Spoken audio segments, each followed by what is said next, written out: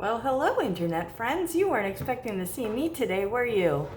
I know it's debate night. I know that I said that I wasn't gonna, but I took a look at chapter 6 and it looks like it's a reasonably short one. So we can squeeze it in now, can't we? All right, let's get started. Chapter 6.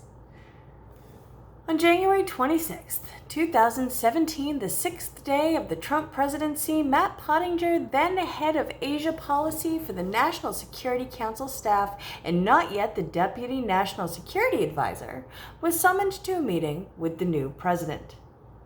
Trump said that President Obama had told him that North Korea would be his biggest, most dangerous, and most time-consuming problem. Kim Jong-un, the 32-year-old erratic leader, had nuclear weapons and could be well on his way to building an intercontinental ballistic missile that could reach the United States. What should I do? Trump asked Pottinger. Pottinger thought the Obama administration policy toward North Korea of strategic patience had been a disaster. As he saw it, the strategy had broadly been to hope the regime fell apart on its own and crawl to the negotiating table. Within a month, Pottinger had options for Trump, literally 9, but better understood as 3 big options with shades of difference. The range went from accepting North Korea as a nuclear power all the way to regime change, either through CIA covert action or a military attack. On March 17th, 2 months after his inauguration, Trump decided on a policy of maximum pressure, ratcheting up economic, rhetorical, military, diplomatic pressure, and, if necessary, covert action. The campaign was designed to show Kim he was in greater danger and would pay a bigger price with nuclear weapons than he would without them. The overall goal was denuclearization. The economic pressure was set up to choke off North Korea's ability to make money in its overseas embassies and missions in the 48 countries.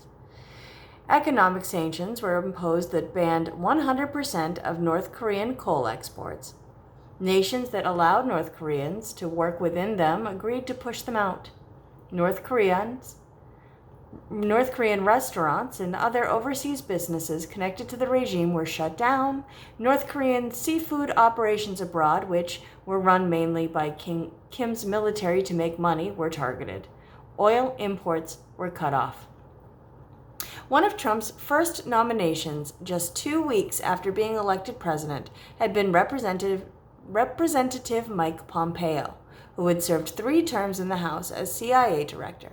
An evangelical Tea Party Republican, Pompeo, 52, graduated from West Point in 1986. First in his class of 973, he also had a Harvard Law degree.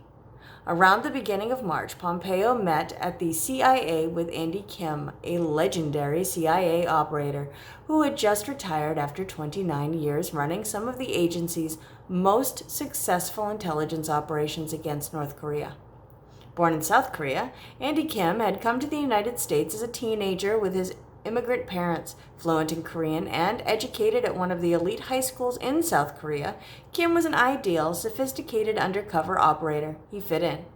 He knew the language, the culture, and was well connected to the South Korean leadership class. He knew how to read between the lines of all the scary shibboleths about North Korea and could figure out which must be true or not. A CIA case officer for decades, Andy Kim had recruited and built relationships with spies and assessed them and the quality of their information. He had operated undercover from U.S. embassies in Tokyo, then Beijing, Warsaw, Hong Kong, back to China, then Seoul, and finally Bangkok, Thailand. Pompeo said that North Korea was at the top of President's agenda. He wanted to eliminate the threat from North Korea to the United States homeland and rid North Korea of its nuclear weapons. What would you do? Pompeo asked. How would you go about accomplishing this ambitious goal? As Pompeo knew from his time on the House Intelligence Committee, the CIA collected intelligence mostly from human sources, analyzed that intelligence to describe what it might mean for U.S. national security, and also conducted covert action to change events abroad to further U.S. policy. Ideally, covert action would be done without the United States' role being discovered or known. I mean, that is the definition of covert. You have talented people in the CIA, Kim told Pompeo, but those talents are spread around the agency in the different departments of collection, analysis, and covert action. If you really want to change, you need to bring those people under one tent to create synergy. That would be challenging. Kim said the culture in the agency wedded people to their departments. Departments protected their turf and didn't share the best information even when they should. One tent had been needed for a long time. The CIA had done this successfully for other geographic areas, but not for North Korea. Somebody new with new ideas was needed, he said. Like Pottinger with Trump, Andy Kim told Pompeo that Obama's policy of strategic patience had not worked. In practice, it had meant not engaging with North Korea, handicapping the CIA and the U.S. government. Not engaging meant not understanding. Kim Jong-un was new, having come to power only 6 years ago. We are still trying to figure out who Kim Jong-un is and what makes him tick, he explained. There is an opportunity there to try something different. Will you come back to create a North Korea mission control center and control overall collection, analysis, and covert action to engage? Pompeo finally asked. I mean, that sentence is just stupid. Sorry. Kim said he would need new resources. Covert action, especially if it was going to be planned and undertaken, would require lots of new money, but it was too late. The budget was set for the year. Pompeo said he could get him the money he needed. Kim said a fully enabled North Korea mission control center would involve hundreds of people, some already there and some that would be new. Pompeo promised, I will support you. After an hour, Kim accepted the job. He would return as a case officer. His job had been to assess people. Pompeo was determined, mission-focused, and no nonsense. Pompeo might be the guy who had the clout and energy to follow through, Kim reasoned. But then again, Kim had seen enough of the government and the CIA to know people with the right ideas and the right energy often got sucked into bureaucratic traditions and were never able to shake themselves loose and accomplish anything. Good people wanted to be the good guy in the system and the team, make no waves, get promoted to bigger and better jobs. The recent CIA history on covert action was bleak as well. Prior to the 2003 military invasion of Iraq, the CIA had effectively washed its hands of any possible operation to overthrow Iraqi leader Saddam Hussein, saying it was too hard.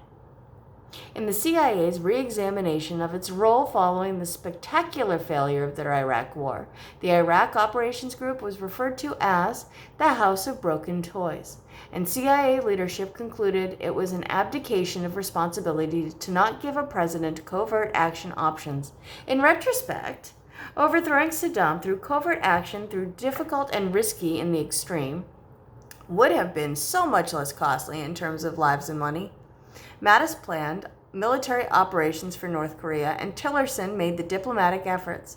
Kim, in turn, planned for covert action to overthrow the North Korean leader in the event President Trump signed a formal order called to finding, authorizing an operation. That was a lot of gobbledygook. Not entirely sure exactly what I read there. But it had a lot to do with North Korea. And yeah, scene. Anyway, all right. I will see you guys tomorrow, next chapter. And in the meantime, I'm going to go pour myself a drink and get cuddly on the sofa and figure out which debate pre-show I'm going to watch. Anyway. If you didn't see my tweet on Twitter, wow. If you didn't see my redundant thing, I outlined a drinking game. If you're seeing it in time to watch the debate with me, then I'd take a gander. Otherwise, good luck, stay sane, love you all, and talk to you soon. Bye.